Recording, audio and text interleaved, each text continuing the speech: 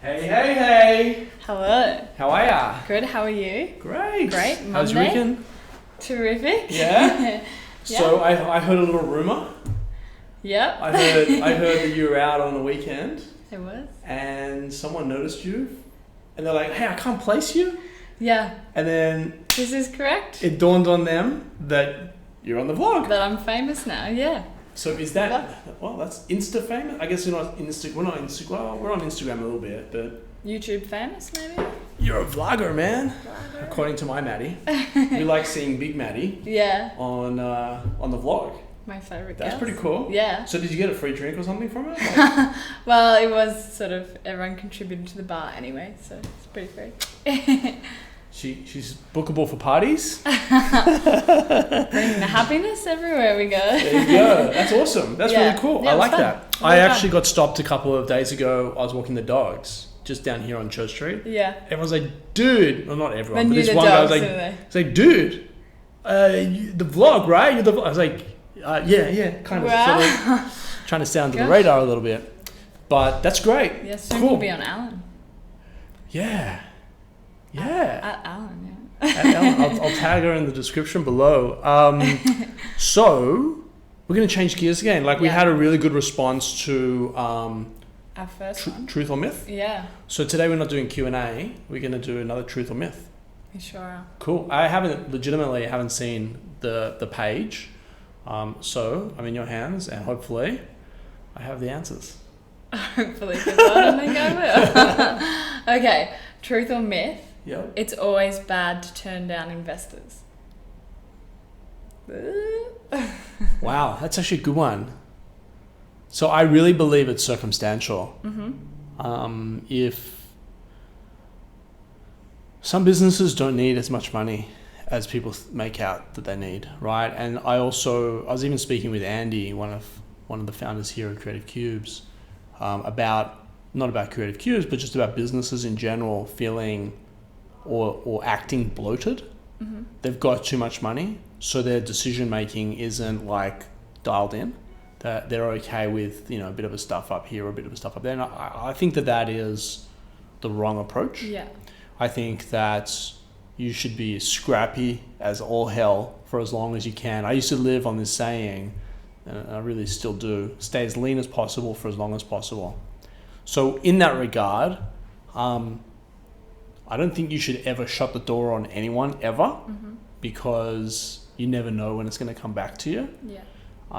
Which also is sort of like along the lines of, you should always do right by people, even though there's no short-term gain. Somewhere down the line, someone's going to walk in and recognize you or remember you or hear about you, i.e. Saturday night. Yeah. You're the girl on the vlog. I just don't think you should ever shut doors. I think you should always keep doors open. And so it might not be the right time to raise money in your business, or on the other side, it might be like you're desperately waiting or desperately trying to close deals.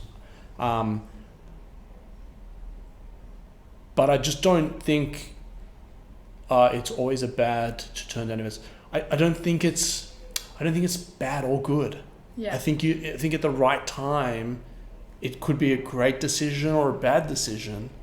But I'm sort of, I love basketball. Always try to keep your dribble alive. Yeah. If you pick up the ball, you've got two options: pass or shoot. And if you're at the back end of the court, you can only pass the ball. So, is it always bad to turn down investors? I think that you really need to know your business at the right time on whether or not you should or you should not accept external funding. And I will say this: I think that it's super important that you have enough money to execute, but not too much money. Yeah. That makes sense. So I hope that answers your question. On that, Or though, I hope that validates truth or myth. on that, what if you were to get an investor show interest that is not right for your business? How do you determine a good and a bad investor? That's a good point. But now we're going into Q&A when this is truth or myth. So no, that's a great point. I think that at all times you need to be partnering with the right investor. Yeah. Some people do silly things. I've seen it been done before, and I've been on the opposite end where I've come in to coach and mentor, and someone's taken a deal which I would never ever do. Yeah. And so you've got to make sure that the investors around you are the right ones for your business. Otherwise, you're working for them. Yeah. And it's a deep relationship that's going to be there. And so if you have sort of like the smallest doubt, we actually here at Creative Cubes, like my partners and I, we execute with conviction. So if someone's on the fence in our team and they're like, I'm not sure, like that's not good enough to proceed. Yeah. We have to have total conviction as a team, as a group, in order to advance. And so if you're sort of like unsure about an investor or unsure about the character of that investor, I would personally not be doing the deal. Right. So truth or myth with a bit of Q&A. Next. Mixing it up, really. Okay, next. Truth or myth? Where you base your business affects its success. Yeah, I think that's truth. I think there's truth there. I think today, like we're living proof of it here at Creative Cubes. You don't have to have a lot of money in order to come in, right?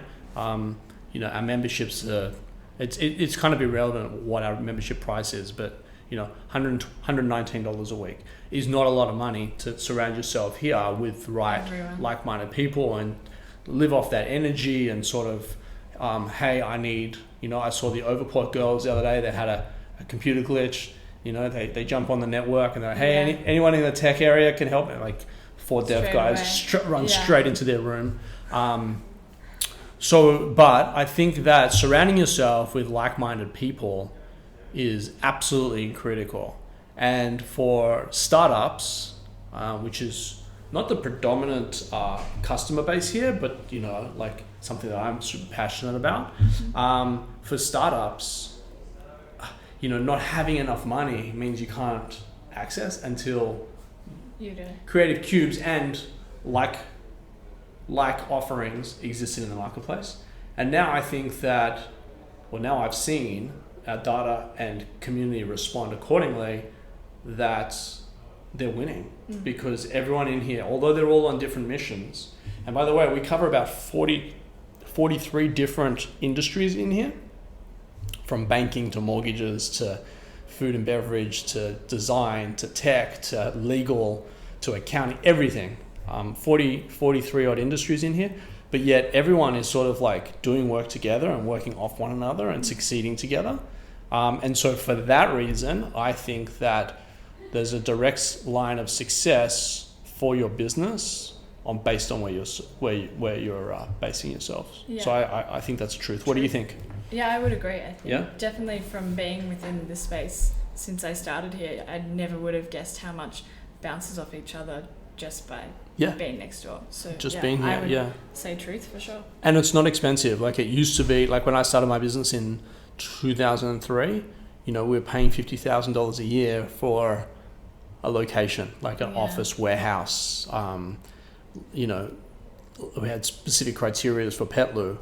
Today you can set up for, $119 a week or, $500 a month, and you can have a private office for a little bit more than that. And so I don't think it comes down to money, but it does come down to your ecosystem. It does come down to the people living and working off one another. So that's an absolute truth. True. Our last one for today, truth or myth. Yeah. The only important attribute to look for when hiring new employees are their skills. So, myth. Myth.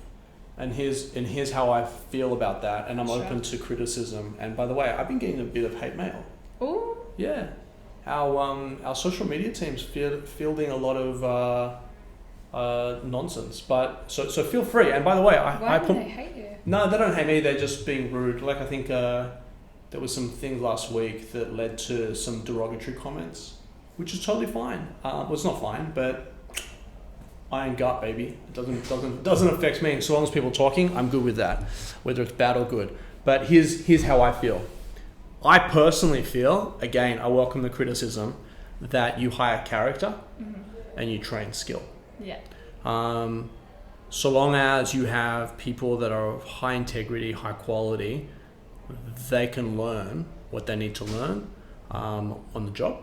I'm not saying don't employ unskilled workers. I'm not saying don't employ people like, if you're, not that this would ever happen, but you're a lawyer, you wouldn't go and employ a dentist to sort of partner with you in a law firm, right? Yeah. So let's not get carried away, people. But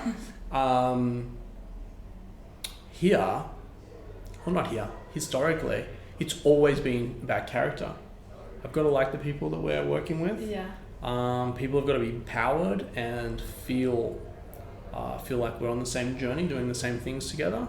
And really, at the end of the day, I'd rather take someone that is completely subscribed to the mission and vision and really wants to make a difference than someone that has crazy qualified, potentially even overqualified, but yet I lose all of that integrity aspect of it. Not to say you can't have both, but for this, it is important attribute to look for, the only important, no, I think it's a myth. I think it's all about character. I think so. High character, trained skill. Perfect. I'm not going to say it.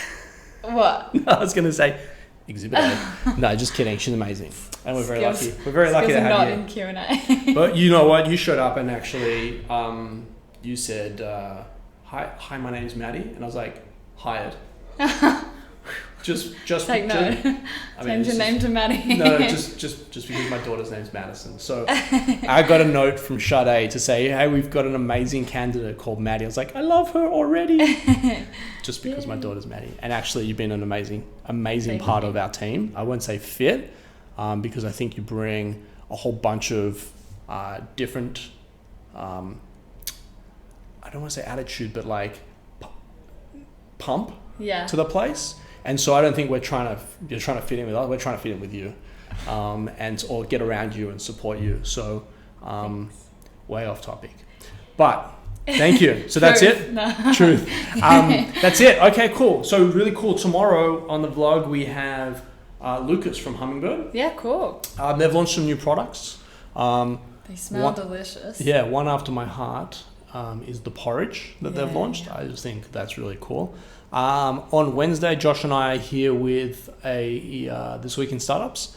Thursday, Friday, I've actually got a new guy coming in that reached me via email and actually got introduced to me via email asking to come on the vlog. Yeah. So stay tuned for that. It's all happening. For now, enjoy your day.